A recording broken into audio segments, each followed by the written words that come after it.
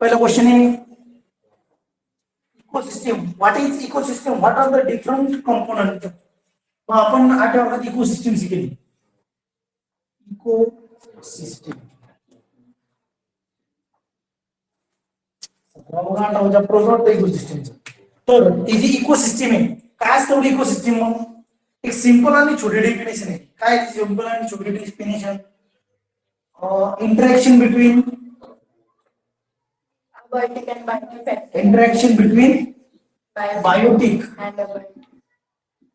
आणि abiotic component. आता biotic component कोणते आणि अबायोटिक कंपोनंट कोणते? बायोटिक कंपोनंट कोणते मग आपण बरोबर आहे. मग ते मायक्रोब्स असतील किंवा मल्टीसेल्युलर ऑर्गॅनिझम असतील जसे की फंगाय असतील, बॅक्टेरिया असतील, ठीक आहे, आपण असू, प्लांट असेल, हे काय झाले बायोटिक कंपोनंट. आणि अबायोटिक कंपोनंट काय? एअर असणार, सनलाइट असणार, वॉटर असणार, सॉइल असणार, लाईट असणार, ठीक आहे. जे कोणते कंपाऊंड आले अबायोटिक कंपोनंट. यांच्या मधातलं जे काही इंटरॅक्शन आहे ते म्हणजे काय असणार आहे? इकोसिस्टम असणार आहे. तर आपण कंपोनंट पण पाहिले आणि इकोसिस्टमची डेफिनेशन पण पाहिले. दुसरं काय? What are the types of consumer? What are the criteria for their classification? आता तुम्ही 9व्या वर्गात शिकले 7वा chapter energy flow in ecosystem आहे की नाही. तर काय असते मग ते कंझ्युमर? कोणते कोणते कंझ्युमर असतात? पहिला असतो प्रोड्युसर कंझ्युमर आहे ना, प्रोड्युसर कंझ्युमर. आणि जो प्रोड्युसरला खातो तो कंझ्युमर प्रायमरी कंझ्युमर. दुसरा कोणता कंझ्युमर असणार? सेकंडरी, टर्शियरी आणि अपेक्स. बरोबर आहे की नाही. मग त्याच्यामध्ये दुसरं काय दिलं? What are the criteria for their classification? म्हणजे याचा क्रायटेरिया काय आहे? कोणता क्रायटेरिया? कशावरून याला क्लासिफाय करायचं आपण? काय खाणार आहे म्हणजे त्याचं कोणतं हॅबिट? न्यूट्रिशन वाला आहे.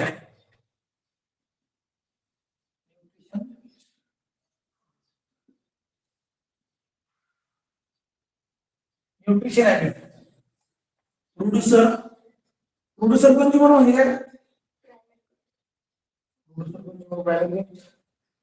प्रोड्युसर वेगळा, कंझ्युमर वेगळा. आता सांग. प्लांट असणार आहेत या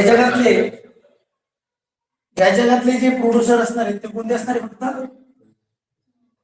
प्लांट किंगडम पूर्ण. बरोबर आहे. त्यानंतर कोण येतात कंझ्युमर मध्ये? जे हर्बिव्हरस असतात ते. बरोबर आहे. हर्बिव्हरस नंतर कोणते असतात? अरे हर्बिव्हरसला कोण खाणार? कार्निव्हरस वाले म्हणजे जे मटण खातील.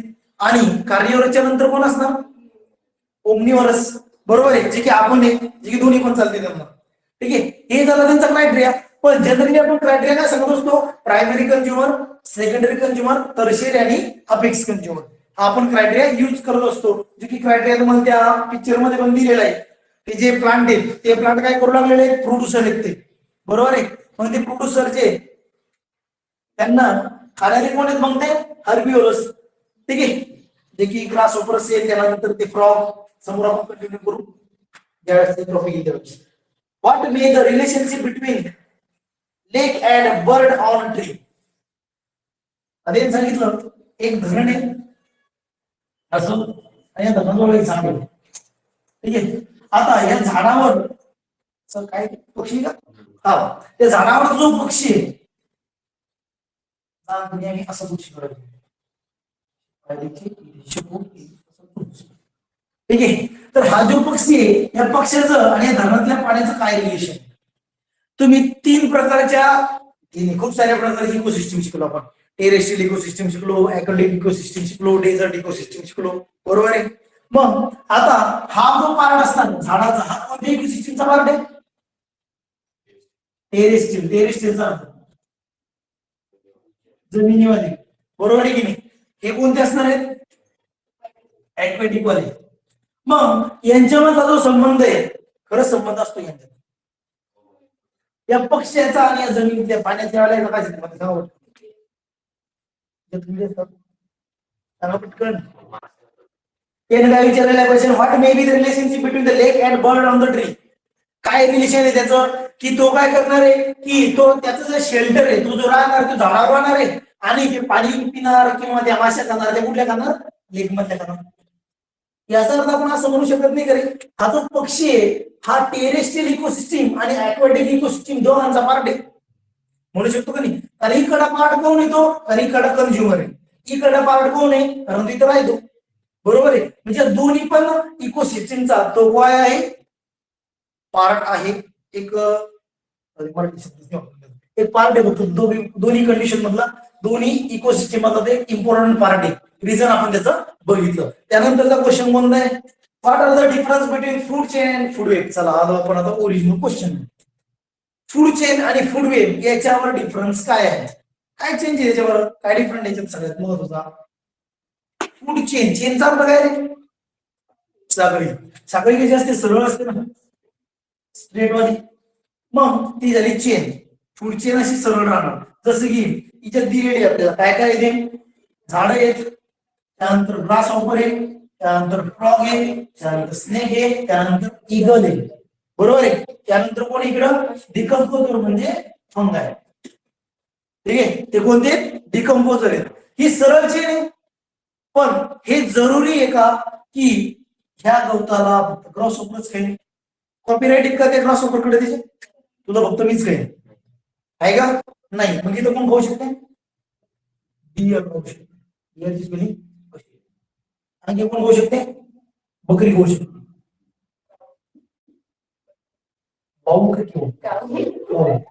ठीक आहे, हे खाऊ शकतात. मग आता यांच्यावर जे डिपेंड असणारे पाठीमाग ते पण वेगवेगळे असणार. बरोबर की नाही. याच्यावर मला डिपेंड कोण आहे, सगळ्यात महत्वाचं, सगळ्यात जेवढे शेण वाघ करत नसेल त्याची शिकार एवढे माणूस शिकार करतो त्या बकऱ्याची, रोजची शिकार असते त्याची. बरोबर आहे की नाही. तर त्यामुळं आपण ते लिहू शकतो. इथं वरती या डीएन वरती कोण डिपेंड असणार, फक्त लॉयनच असणार का, लॉयनने सांगून ठेवलं तू नोकरी खाणार. टायगर पण खाऊ शकतो, फॉक्स पण खाऊ शकतो, जर हातात पडली तुम्ही खाणार. म्हणजे यावेळेस काय होणार आहे की एका कंझ्युमरवर, एका प्रेवर, प्रे म्हणजे काय, भक्ष्य, एका प्रेवर खूप सारे प्रिडेटर असू शकतात. ठीक आहे. आता जर मी तसं करत गेलो, खूप सारे प्रिडेटर व्यवस्थित समजून आलं.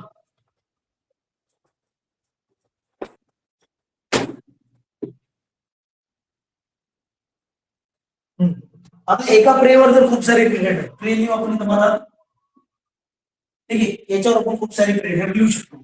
इकडे आपण लिहू क्रॉस ओपन, इकडे आपण लिहिला दुसरं कोणतं लिहायचं, डियर लिहिला आपण, इकडे आपण लिहिलं गोट लिहिला, एवढीच. आता क्रॉस ओपन कोण खाणार आहे, फ्रॉग पण खाऊ शकतो, पण जरुरी का फक्त फ्रॉगच खाईल, या क्रॉस ओपनला डायरेक्ट स्नेक पण खाऊ शकतो. कोणी खाणार. त्यानंतर इथं त्याला काय खाऊ शकते, चिमणी पण खाऊ शकते, खाते की नाही किड्याला चिमणी. त्यानंतर इकडे जर आलो आपण, इकडे आपण मॅन म्हणू शकतो, हातात पडले टायगर पण नाही सोडत, इकडे लॉयन पण नाही सोडणार, फॉक्स पण नाही सोडणार. आता इकडे जर डिअरला तीच कंडिशन आहे, लॉयन, टायगर, फॉक्स, त्यानंतर मॅन, हातात लोक. ठीक आहे. मी मॅन कोण म्हणून का आपण पण त्या फूड चेनचा पार्ट आहे, आपण त्या फूड चेन पेक्षा वेगळे का काही. आता जर या जो फ्रॉग आहे, या फ्रॉगला स्नेक पण खाणार, डायरेक्ट ईगल पण खाणार, डॉग पण खाणार, खाते डॉग म्हणजे असं ना, कुत्रा खाते, बेडकी खाते, मांजर पण खाते, पण मांजर जर बेडकी खाली तर ते उपकार्य करते. नाही नाही, मांजर पण बेडकी खाते. ठीक आहे, पण तिला कधी कधी डायजेस्ट नाही होत. ही रिझन आहे त्याचं. कारण जी सत्व असते ती आपल्या फ्रॉगची वरची, ती थोडीशी बाकीच्या ऑर्गॅनिझम पेक्षा थोडीशी डिफरंट राहते, त्यामुळे कधी कधी ते पचत नाही. तर आता जर मी काढत काढत गेलो, किती वेळ मोठा काढत गेलो, तर आता एक फूडवेब होत चाललं. म्हणजे फूडवेब म्हणजे काय की खूप साऱ्या फूडचेन एकत्र येणं. फूडवेबची डेफिनेशन काय सांगणार आपण, फक्त खूप साऱ्या फूडचेन एकत्र येणं म्हणजे फूडवेब होणं. वेबचा अर्थ काय, जाळ. कॉम्प्लिकेटेड होत जाईल की नाही, मग तेच आपण इथं बघायचं. हे आता कॉम्प्लिकेटेड होत गेलं. इथं जरुरी नाहीये की एकाच प्रेवर सगळे प्रिडेटर जो असू शकतात, ते वेगवेगळे प्रिडेटर सुद्धा असतील. आणि एक प्रिडेटर हा दुसऱ्यासाठी प्रे असू शकतो. कशा प्रकारे, आता हे शब्द बघा, एक प्रिडेटर दुसऱ्यासाठी काय असू शकतो, प्रे असू शकतो. एक लक्षात घ्या, इकोसिस्टीम जेवढं आपल्याला सोपं दिलेलं आहे तेवढं सोपं नाहीये, खूप कॉम्प्लिकेटेड असते. तर आता समजून घ्या, एक प्रिडेटर दुसऱ्यासाठी प्रे कसा राहील. आता ग्रॉसहॉपर हा याला खाऊ लागला प्लांटला, बरोबर आहे. मग आता हा प्रे कोणासाठी, या बेडकीसाठी.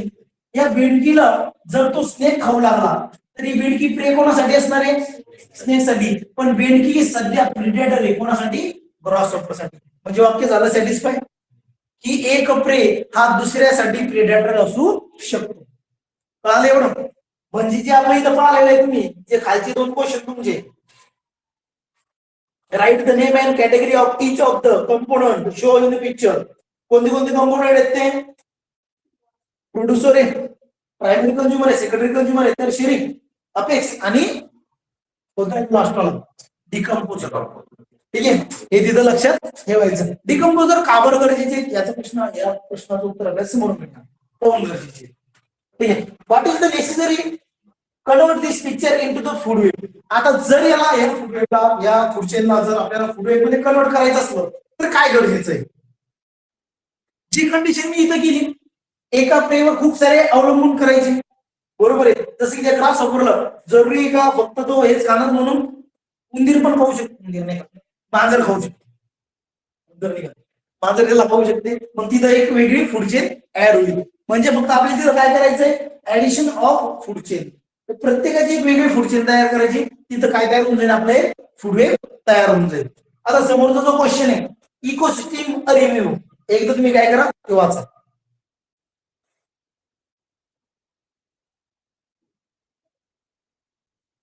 इन्व्हायरमेंट मध्ये जे काही वेस्ट मटेरियल तयार होऊ लागलेले आहेत, जंगलातलं असेल किंवा आपलं ऑर्गॅनिक जे काही शहरातलं असेल, हे जर डिकम्पोज झालं नाही तर काय होणार, काहीच नाही होणार. फक्त पोल्युशन होईल ना खाणं. अरे तुम्हाला राहायला जागाच नाही राहणार. सपोज काय करायचं, असं कन्सिडर करायचं की पृथ्वीवर 100 वर्ष काहीच डिकम्पोज झालं नाही, काहीच नाही, एक पॉइंट सुद्धा डिकम्पोज झाला नाही. ते कोणतंही वेस्ट असो, जाणार आहे तुम्हाला राहायला. अरे रोज हजारो टन कचरा तयार होतो, बरोबर आहे. एवढा जर कचरा तयार झाला आणि तो जर फास्ट डिकम्पोज झाला नाही तर पृथ्वीवर राहायसाठी आपल्याला जागाच नाही राहणार. ठीक आहे, म्हणजे घरात पण तुम्हाला झोपायचं असल्यावर कचऱ्यात झोपायला. रियालिटी येते, डिकम्पोजर खूप इम्पॉर्टंट आहे. मग ते तो क्वेश्चन दिलेला आहे, how does organism are also important, they are dirty. जे घाणेरडे आहेत जसे की शेणकिडी असतात किंवा जे नाल्यांमध्ये राहतात ते किडे का गरजेचे आहेत, तर ते याच्यासाठी गरजेचे आहेत आपण चांगले स्वच्छ राहावे म्हणून ते घाणेरडे गरजेचे आहेत. आपल्याला ते सुधारा सारखं राहावं लागेल काही दिवसांनी, बरोबर आहे. आपण स्वच्छ राहावं म्हणून ते आपल्यासाठी गरजेचे आहेत. कारण ते पृथ्वीला काय करणार आहे, क्लीन करणार आहे. ते क्लीन करतील तेव्हाच पृथ्वी स्वच्छ राहील आणि तेव्हा आपण व्यवस्थित एक फ्रेश इन्व्हायरमेंट मध्ये राहू शकतो. ठीक आहे, तर आता समोरचा जो क्वेश्चन आहे, जीव जीवशी जीवन, याचा अर्थ काय, क्वेश्चन नाही येतो तो तुम्हाला क्वाट येतो, तो तुम्हाला विचारायला जाऊ शकतो संस्कृत क्वाट येतो, त्याचं मिनिंग काय याच्यावर तुम्हाला थोडंसं डिस्कस करायला सांगू शकतात. एक जीव दुसऱ्याचा जीव असतो, म्हणजे कसं रे, एक जीव दुसऱ्या जीवाचा जीव असतो, कसं काय, हे आपण बघितलं ना की एक जीव दुसऱ्या जीवाचा जीव, याचा अर्थ हा याच्यापासून एनर्जी मिळवणार आहे. जसं की तुम्ही एनर्जी पिरियड शिकले होते मागच्या वर्षी, एनर्जी फ्लो इन इकोसिस्टीम मध्ये, की एक जीव जेव्हा दुसऱ्याला खाणार आहे तेव्हाच तो एनर्जी मिळवणार आहे. याच्यावर आपण एकदा डिस्कस पण केलं होतं की प्लांट जे असतात, जे प्लांट खातात त्यांना पण काय म्हणायला पाहिजे आपण, नॉन व्हेजिटेरियन. आणि व्हेजिटेरियन नावाची कन्सेप्टच नाही पाहिजे, कारण तो पण दुसरा जीव खाऊ लागलेला आहे, बरोबर आहे की नाही. ते एक आहे की इथं जर एक दुसऱ्याला जर खाणार नाही तर तो वरचा मरणार आहे 100%. जर आपण असं ठरवलं की चला आपण आज करू की जी बेडक्या येणार आपल्याला आजपासून त्यांना आपण सोडून द्यायचो, मग त्याला डबल क्यू आली की आता जी दुसरी ऑर्गॅनिझम त्याला पण आपण सोडून द्यायचो. जर त्याने स्वतःचा अग्रेसिव्हनेस सोडला, वाघानं जर त्याचा अग्रेसिव्हनेस सोडला किंवा लॉयरनं त्याचा अग्रेसिव्हनेस सोडला तर प्रॉब्लेम काय येणार आहे, ते मरतील ना, उपाशी मरतील. कारण वाघ कधी गवत खाऊ शकतो का, नाही खाऊ शकत. म्हणजे तो तिचा अग्रेसिव्हनेस तेच त्याचं बेस्ट कॅरेक्टर आहे. आणि एक लक्षात घ्या, एक कॅरेक्टर सांगतो तुम्हाला त्यांच्यातील दोघांमधला डिफरन्स, वाघ आणि शेव यांच्यातला डिफरन्स. काय डिफरन्स आहे सगळ्यात मोठा, जर तुम्ही सगळे इथे भेड बकरी उभे आणि सिंहाचं पोट जर भरलेलं आहे तर तिच्यातून निघून जाते, टच पण नाही करत तुम्हाला. पण वाघाचं तसं नसतं, तो बळजबरीच खाते. जर तिचं पोट भरलेलं आहे तर तो नुसती रिकामी शिकार मारून टाकेल आणि चालल्या जाईल. तो प्युअर शिकारी म्हणजे त्याला फक्त काय म्हणजे शिकार करण्याचा आनंद. सिंहाचं तसं नसते. वाघाचं एक भयंकर कॅरेक्टर आहे, त्याचं पोट किती भरेल असलं तर तो समोरच्याला मारेल आणि तिथून निघून जाईल. सिंहाचं कॅरेक्टर तसं नाही. सिंहाचं कॅरेक्टर काय की तो त्याला मारणार कधी जेव्हा त्याला खायची गरज पडली, भूक लागली तेव्हाच. हे सिंहाचं कॅरेक्टर असते. आणि सिंह कधीच पुष्टी शिकार किंवा मेलेला प्राणी खात नाही, तो मारूनच खाणार, म्हणून तो किंग. हे ऍटिट्यूड आहे त्या सिंहाचं. आपण म्हणतो सिंह वास्तुकार सिंहाचे जर वाघाने भांडण लावले ना तर 95% वाघ जिंकतो, 95%. पण त्याचं कॅरेक्टर, त्याचा ऍटिट्यूड त्याला सिंह राजा बनतो. ठीक आहे, हे आपण बनवलं. विचार different trophic level in food ecosystem कोणते कोणते रे?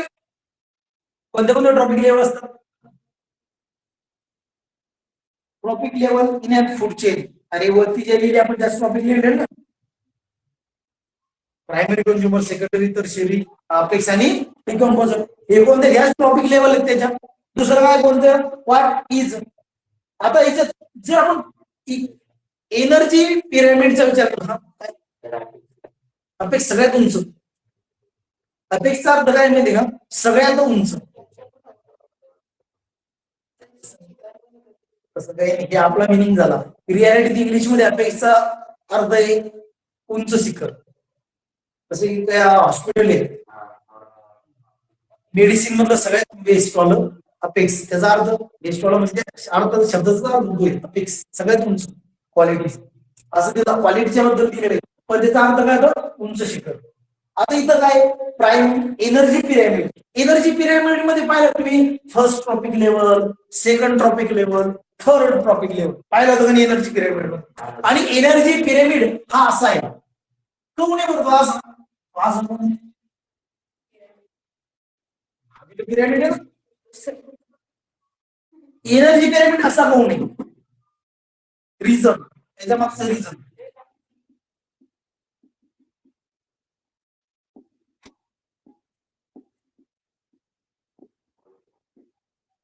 आता काय, जे प्रोड्युसर आहेत ते सगळ्यात जास्त आहेत. कारण प्रोड्युसर पृथ्वीवर एकच व्यक्ती आहे, तो म्हणजे प्लांट. व्यक्ती म्हणजे ते प्लांट आहे, बाकी कोणीच नाही प्रोड्यूस करू शकत. आणि बाकीचे सगळे त्याच्यावर डिपेंड आहेत. मग आता म्हणून कंझ्युमरची संख्या कशी पाहिजे? कमी पाहिजे. आता तुम्ही विचार करा ना, जर आपल्याकडे 100 एकरचं जंगल आहे आणि त्या जंगलामध्ये 4-5 लाख हरणी आहेत, तिथे शिळ ठेवलंच नाही आपण किंवा वाघ ठेवला नाही, प्रॉब्लेम काय होणार आहे? कालांतरानं त्या हरणी सगळ्याच्या सगळ्या मरणार, तो खायलाच नाही राहणार नाही. बरोबर आहे नाही? कारण सगळे हरणीवरच आहेत, सगळे त्या जंगलाला खातील. पण नंतर जर त्या ठिकाणी आपण कार्निवरच ठेवले तर ते काय करतील? त्या हरणीचे जे नंबर ऑफ आहे त्याला काय करतील? ते कंट्रोल करतील, मेंटेन करतील. म्हणजे इकोसिस्टमचं काय करतील? ते बॅलन्स करतील. म्हणजे याच्यामध्ये एक ऑर्गॅनिझम दुसऱ्याला खाणं, याचं दुसरं पण रिझन आहे की नेचरनं असं का केलेलं आहे, प्रत्येकाला ती ऍबिलिटी का नाही दिली की ते काय करतील? ऑटोट्रॉपिक बनतील. तर त्याचं एक दुसरं रिझन पण आहे की इथं इकोसिस्टमचं काय राहिलं पाहिजे? बॅलन्स राहिलं पाहिजे. हे सगळ्यात महत्वाचं आहे. ठीक आहे, कारण जर आपण पाहिलं हरणी जर खूप साऱ्या झाल्या तर त्या जंगलात ठेवणार नाही, म्हणून त्याला कंट्रोल करण्यासाठी कोण पाहिजे? वाघ, शेळ पाहिजे असतात. तर इथं काय नाही, एनर्जी पिरॅमिड मध्ये एनर्जी पिरॅमिडचं जर आपण डिस्कशन केलं तर हे सगळ्यात खालची जे हे स्वतः तयार करतात, म्हणून यांची एनर्जी सगळ्यात जास्त राहते. बरोबर आहे, ते स्वतः तयार करतात म्हणून त्यांची एनर्जी काय राहील? सगळ्यात जास्त राहील. मग आता ते काय करतात? या एवढ्या एनर्जी पैकी 90% एनर्जी ही यूज करतात आणि 10% एनर्जी समोरच्या ट्रॉपिक लेवलमध्ये ट्रान्सफर होते. म्हणजे सपोज ह्या कंझ्युमरला जर एखाद्याने खाल्लं, या प्रोड्युसरला, तर एनर्जी किती मिळणार? फक्त त्याला 10%. मग आता याची पूर्ण लाईफ 10% चालणार का? नाही, परंतु आणखी घेईल म्हणजे आणखी काही झालं. म्हणजे जसं आपण वरती वरती जातो, तुम्ही जर विचार केला थोडासा प्रॅक्टिकल, तर जंगलामध्ये जर आपण गेलो तर तिथं तुम्हाला 100 कळपच्या कळप वाघ दिसत नाही. वाघ 2 नाही तर 3 दिसतात. पण जर तुम्ही ते हरणी किंवा त्याचं रुई पाहायला गेले, त्याचे कळप असतात. बरोबर की नाही? म्हणजे ते वरचे काय करतील की ज्याला खाण्यासाठी, खालच्याला खाण्यासाठी त्यांना एनर्जी जास्त लागते, म्हणून ते एकापेक्षा जास्त खातील आणि त्यांची संख्या काय करतील? मेंटेन करतील.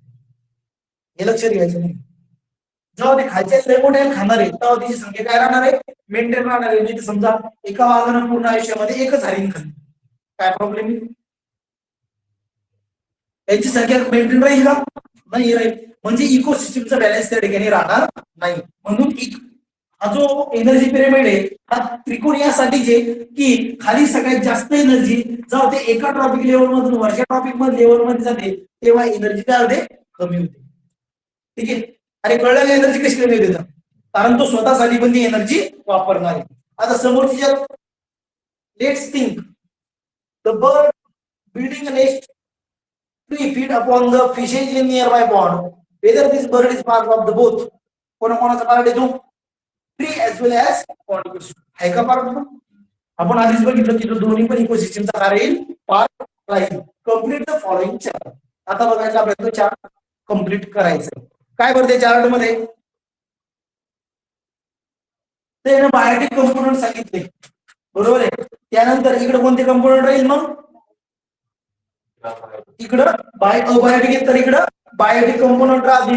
त्यानंतर खाली काय दिले त्यांनी? तर आपण पहिले बायोटिक कंप्लीट करून घेऊ. ऑटोट्रॉपिकच्या समोर इकडे काय राहील? हेटरोट्रॉपिक. आता इथं ऑटोट्रॉपिक मध्ये त्याने कोणते दिले? प्रोड्युसर.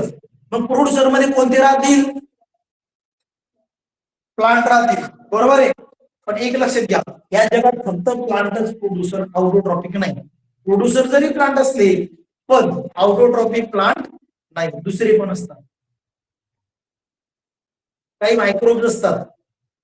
सायनोबॅक्टेरिया असेल, बीजी ज्याला म्हणतो आपण, लुपिन अल्गी, हे मोनेराचे काही फॅमिली आहेत. जी फॅमिली राहतात त्यांची त्या फॅमिली मधून येते. तर ते सुद्धा ऑटोट्रॉपिक असतात पण ते केमोसिंथेटिक असतात, जे की तुम्हाला पुढच्या वर्षी शिकायचं आहे. आता इकडे काय आहे? ऍनिमल मध्ये कोण आहे? Primary consumer. जसं की ऍनिमल मध्ये आपण ऍनिमल कोण आहे? कंझ्युमर आहे की नाही? ऍनिमल कंझ्युमर आहे. मग आता खाली हा चार्ट चुकला का नाही? खालीवर झाला का नाही?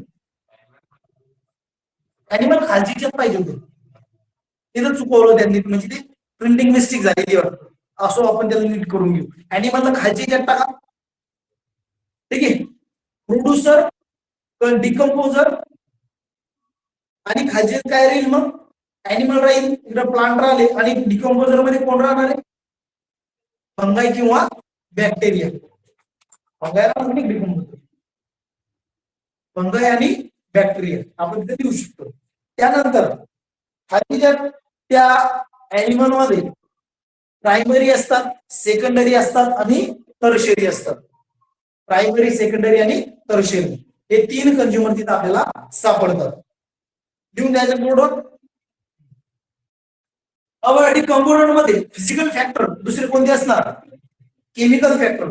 पण फिजिकल फॅक्टर तर ते लिहून दिले, पण केमिकल फॅक्टर कोणते कोणते तरी कोणते? केमिकल फॅक्टर कोणते?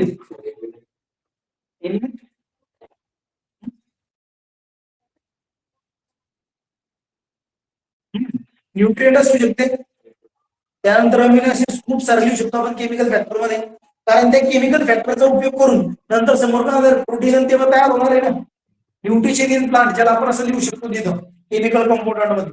इनऑर्गॅनिक मध्ये द्यायला हायड्रोजन, ऑक्सिजन, नायट्रोजन, कॅल्शियम दिलेले. ऑर्गॅनिक मध्ये काय राहील मग आता? प्रोटीन, कार्बोहायड्रेट आणि फॅट. इथं काय झालं माहिती का? इथं प्रोटीन, कार्बोहायड्रेट, फॅट हे पुसायला पाहिजे होतं आणि ऑर्गॅनिक आणि इनऑर्गॅनिक द्यायला पाहिजे होतं. थोडंसं कॉम्प्लिकेटेड झालं असतं बरोबर आहे की नाही? आधी इकडे इनऑर्गॅनिक लिहून दिलं आणि ते प्रोटीन आणि ते लिहून दिलं, साईडला काय असणार आहे आता? ऑर्गॅनिकच असणार आहे. तर हा चार्ट आपला समजा इकोसिस्टम अशी 2 प्रकारात चालते. कळलं तुम्हाला? चार्ट मध्ये काय झालं काहीच नव्हतं, त्यामध्ये कळायलाच पाहिजे. आता एक क्वेश्चन इथं समोरचा डायरेक्ट क्वेश्चन डिस्कस करू आपण. काय झालं माहिती का? एक शेत होतं, त्या शेतात काय झालं? आपण राईस पेरला आणि तिथं एक इकोसिस्टम तयार झाली. त्या राईसला खाणारे, हा राईस आहे, यायला खाणारे कोण होते?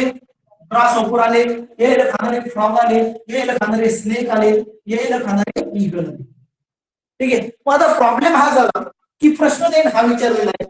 प्रश्न आहे what will be the effect on paddy crop जर तिथं how the frog population decline all of a sudden. म्हणजे असं काहीतरी घटना घडली की तिथं जे सगळे फ्रॉग संपले. काय प्रॉब्लेम आहे? पटकन बोलायचं. क्रॉस ओव्हरची संख्या वाढेल, मग ती क्रॉस ओव्हर हे जमू देतील का? म्हणजे याचं काय नाव देतील ते, म्हणजे पूर्ण राईस फील्ड वेस्ट होऊन जाईल. आता यांची संख्या वाढली, पण इथे एक प्रॉब्लेम आला. या चेन मध्ये कोण संपणार? स्नेक संपणार. स्नेक संपणार म्हणून इगल. पण एक प्रॅक्टिकल जर विचार केला शक्य आहे का?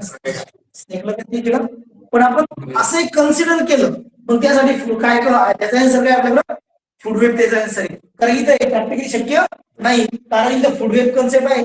कारण फूड वेब हा हेतू संपला की दुसरी कोण खातो, मी उंदरा धरतो. बरोबर आहे, हा काय म्हणा मी उंदरा धरतो, मग आता उंदरा काही नाही आणि याला पण दुसरं कोणतरी खायलाच.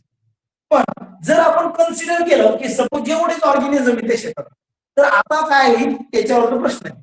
तर मग त्यावेळेस काय होणार, राईस फील्डचा प्रॉब्लेम येईल, राईस फील्ड प्रोडक्शन कमी होईल, यांची संख्या वाढून जाईल, हे संपून जाईल, हे संपून जाईल. म्हणजे इकोसिस्टम बॅलन्स राहिली का?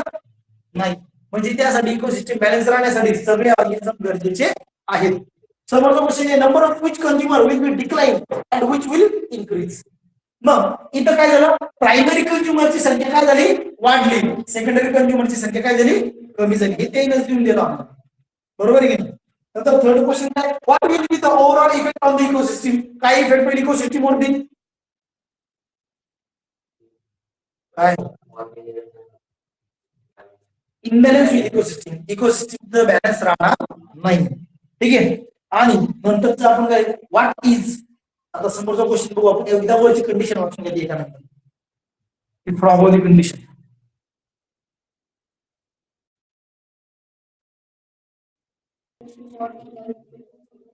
Environment and ecosystem. एक लक्षात घ्या, इकोसिस्टमचा अर्थ आपण आता बघितला, काय बघितला, बायोटिक आणि अबायोटिक फॅक्टर मध्ये कोरिलेशन असणं. आणि इन्व्हायरमेंटचा अर्थ तोच आहे, फक्त इन्व्हायरमेंट मध्ये काय होतं माहिती का, सगळं ब्रॉड कन्सेप्ट येतं. सगळं म्हणजे फिजिकल असणार, केमिकल असणार, बायोलॉजिकल असणार, कोणतेही सगळ्या गोष्टी ज्या येतील त्या कशामध्ये येतील, इन्व्हायरमेंट मध्ये. या सगळ्यांचा अभ्यास करणं म्हणजे इन्व्हायरमेंटचा अभ्यास करणं. तुम्ही इन्व्हायरमेंटल सायन्स शिकता, त्याच्यावर तुम्ही अभ्यास कशाच करता, सगळ्या ऑर्गॅनिझमचा. आणि इन्व्हायरमेंटल सायन्स, एक लक्ष घ्या, इन्व्हायरमेंटल सायन्स मध्ये पूर्ण अर्थचा सुद्धा अभ्यास येणार, कारण अर्थ सुद्धा एका प्रकारची काय आहे, इकोसिस्टम. हे माहिती समजा मला, अर्थ एका प्रकारची इकोसिस्टम आहे. त्यामुळं इथं सगळा अभ्यास त्या ठिकाणी येणार. आता इथं काय केलं यांनी, concept physical biological possible collective कॉडेज इकोसिस्टम इन्व्हायरमेंट. या सगळ्यांचा अभ्यास करणं, फिजिकल फॅक्टर असतील, बायोलॉजिकल फॅक्टर असतील किंवा केमिकल फॅक्टर असतील, या तिघांचा जर तुम्हाला कंटिन्यू कलेक्टिव्हली अभ्यास करायचा आहे तर त्या डिस्कशनमध्ये येणार आपण इन्व्हायरमेंट मध्ये. ठीक आहे. आता हे दोन प्रकारचे इन्व्हायरमेंट असू शकतात, एक आर्टिफिशियल, एक नॅचरल, किंवा दोन प्रकारचे इकोसिस्टम असू शकतात, एक आर्टिफिशियल इकोसिस्टम, एक नॅचरल इकोसिस्टम. एक्झाम्पल काय बघा, आर्टिफिशियल इकोसिस्टमच्या एखादं पुस्तकात नाही दिलेलं, विचार करा, आर्टिफिशियल इकोसिस्टम.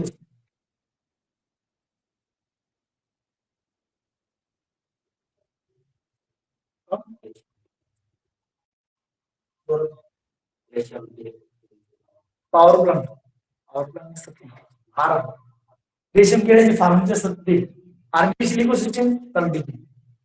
त्यानंतर आणखी काही, आपण एखादी बिल्डिंग बनवतो, बरोबर आहे, बिल्डिंग कशी बनते, आर्टिफिशियली बनते.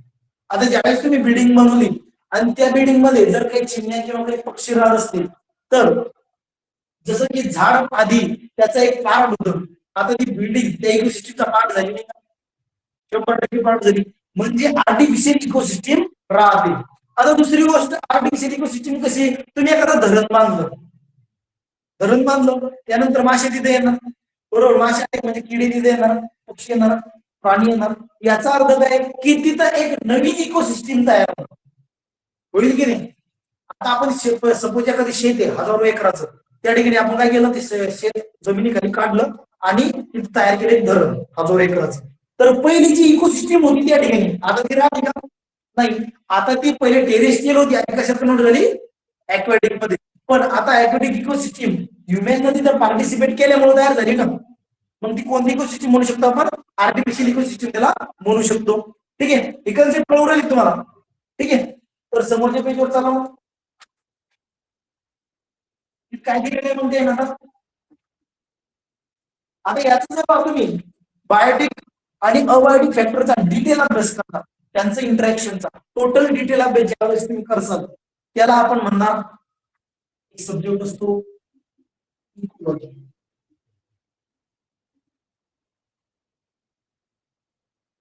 ज्यावेळेस तुम्ही आता हे बघा तुम्ही इन्व्हायरमेंटल 3 कॉन्सेप्ट शिकल्या.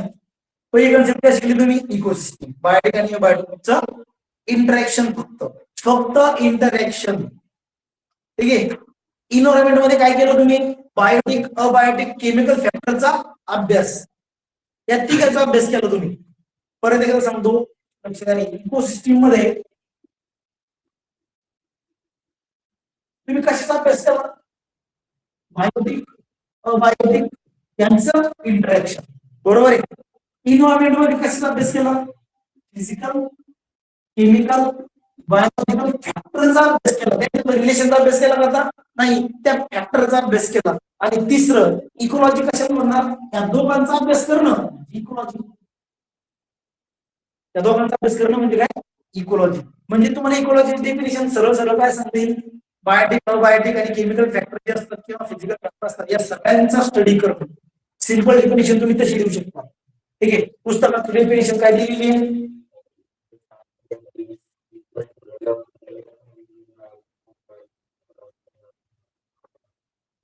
इन्व्हायरमेंट आलं त्या ठिकाणी, इन्व्हायरमेंट आलं याचा अर्थ काय आला, फिजिकल केमिकल आणि बायोलॉजिकल फॅक्टर. या सगळ्यांचा अभ्यास करणं म्हणजे तुम्ही काय म्हणणार त्याला इकोलॉजी म्हणणार आहे. ठीक आहे. तर लार्जेस्ट हे पण आपण बोलू की अर्थ जी असते हिला काय म्हणता येईल, लार्जेस्ट इकोसिस्टीम म्हणता येतं. कारण इथं सगळ्या गोष्टींचं फक्त एवढं आहे की इथं खूप साऱ्या फूड चेन आपण म्हणू शकतो, आहे की नाही, खूप साऱ्या फूड चेन. तर आपण बघितलं ऍक्वाटिक आणि ते टेरिस्ट्रियल जे प्लांट होतं ते एकमेकांसोबत रिलेटेड होतं. म्हणजे अशा प्रत्येक फूड चेन प्रत्येक इकोसिस्टीम एकमेकांसोबत काय राहील, रिलेटेड राहील. आणि म्हणून आपण म्हणू शकतो earth is a large ecosystem. ठीक आहे. एकदा वाचा, काही अर्थ असेल तर विचारा, उद्या आपण समोरचा पार्ट घेऊ.